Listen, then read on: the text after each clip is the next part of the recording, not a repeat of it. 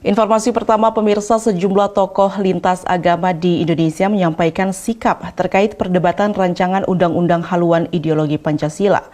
Para tokoh agama tersebut sepakat bahwa Pancasila sebagai dasar negara dan sumber hukum Indonesia sudah bersifat final. Ini Pak Pendeta Jeki Manuputi.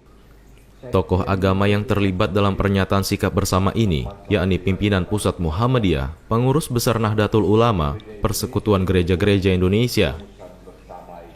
Selain itu ada juga Komisi Hak Konferensi Wali Gereja Indonesia, Parisada Hindu Dharma Indonesia, Persatuan Umat Buddha Indonesia, dan Majelis Tinggi Agama Konghucu Indonesia.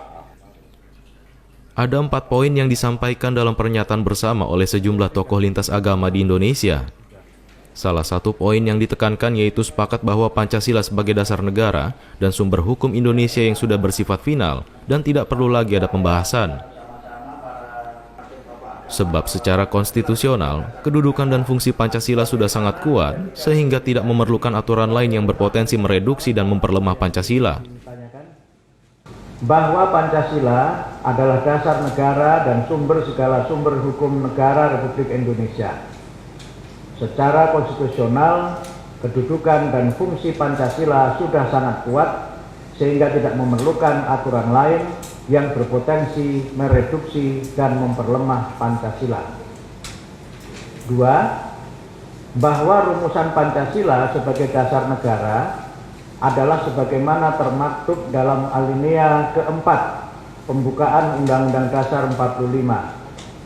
Rumusan-rumusan lain yang disampaikan oleh individu atau dokumen lain yang berbeda dengan pembukaan Undang-Undang Dasar 45 adalah bagian dari sejarah bangsa yang tidak seharusnya diperdebatkan lagi pada masa kini karena berpotensi menghidupkan kembali perdebatan ideologis yang kontraproduktif. Sementara itu, hal senada juga disampaikan Sekretaris Jenderal PBNU Helmi Faisal Zaini, serta perwakilan dari ormas keagamaan lainnya menyatakan hal yang sama, perihal penolakan mengenai RUU haluan ideologi Pancasila yang kini menuai polemik di publik. Kita semua tentu dikagetkan dengan munculnya sekarang perdebatan tentang RUU HIP, yang menurut hemat kami kalau ini diterus-teruskan, ini maka akan melahirkan satu keadaan yang kontraproduktif di tengah situasi kita sedang menghadapi COVID-19 ini. Dan baru saja tadi Pak Mufti, saya juga mendampingi Pak K. Said Akil menerima pimpinan MPR ya, lengkap Pak Bambang Susatyo, kemudian Pak Baskara, Abdul Sani, Pak Zulkifli Hasan juga hadir, ya, Pak Sarif Hasan juga hadir, dan ternyata pandangan PBNU yang disampaikan dalam pertemuan tersebut itu sangat persis juga dengan aspirasi yang diterima oleh pimpinan MPR, bahwa terkait dengan RUU HIP ini sebaiknya ditarik saja. Terkait dengan rancangan undang-undang haluan ideologi Pancasila, kami sudah melakukan kajian dan terus melakukan kajian. Beberapa isinya bagus, konstruktif untuk mengatur implementasi Pancasila.